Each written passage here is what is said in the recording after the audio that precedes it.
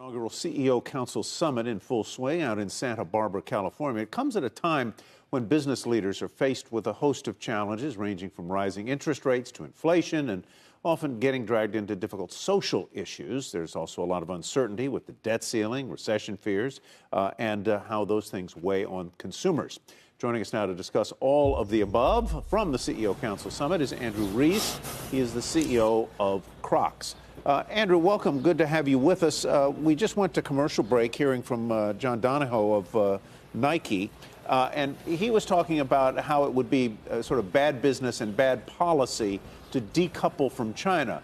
China is your third largest sort of cluster of stores. I presume you do some production out of China.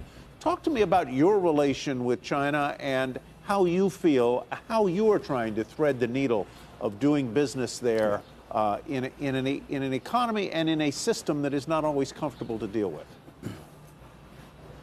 Look, I completely agree with John. I think if the U.S. was to decouple from China in any way, shape, or form, it would be extremely problematic for many, many businesses in the world, right? There's a lot of mutual dependency, as you just said in your introduction. We like Nike, manufacture in China as well also sell into China. So the country, forms kind of both ends of our supply chain. I would say from a manufacturing base, we've been doing a lot of migration out of China. So it's a much smaller portion of our manufacturing base, but it's an incredible consumer market, right? In terms of the global footwear market, the Chinese market is the second biggest market in the world after the U.S. marketplace. And frankly, a very large gap between them and the third biggest market. So it's super important to us. And, what we try and do is really focus on the Chinese consumer. How do we meet the Chinese consumers' needs? How do we appeal to them in a productive way? And then just recently, we've gotten great traction with our personalization engine.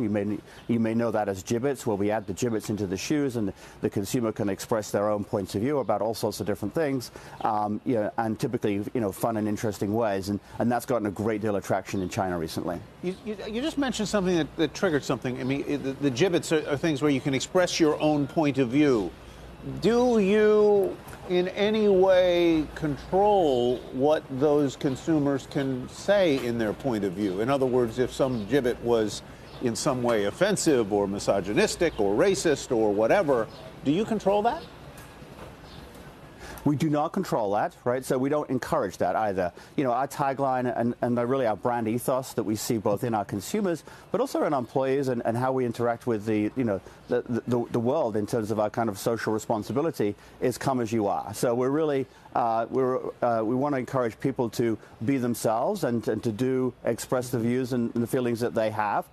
We do not make Jibbitz that we think are in bad taste. Etc. So we avoid that, but we definitely encourage consumers to come as they are. And I think that's an incredibly powerful platform in today's world, and a global platform at that.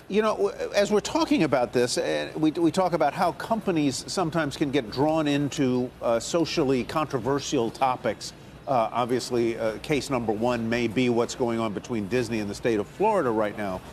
As you look at your portfolio of products and you look at all of the issues that may come across your desk as CEO, including social issues, environmental responsibility, sustainability, income inequality, et cetera, how do you choose which issues you might engage with and which you would pass on?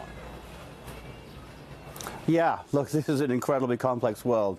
As I kind of grew up in the business world and getting ready to be, potentially getting the diverse experiences enable you to be a CEO, you kind of worry about how do I generate revenue? How do I control costs? How do I support margins? How do I make money? None of those topics are in that, are in that education process that you go through. So you're right. It's very complex. It's fraught with dangers. And I think, we actually was just having some discussions here at the council about how do you do that? And I told another CEO what I do is I have a representative group of people. I think I have a diverse set of points of view, and I try and make sure I engage them and hear lots of different points of view about things. I think as a company our size, we want to focus on what's important to our consumers. We're not trying to push agendas that are, I think, created by the company. We're trying to represent and do the best job for our consumers. And I think if we remain focused on the consumer, hopefully we can navigate a course, which is we represent them really well. We provide them products that they love and adore and continue to buy. And we probably try and stay a little bit below the radar screen of maybe some of these larger topics.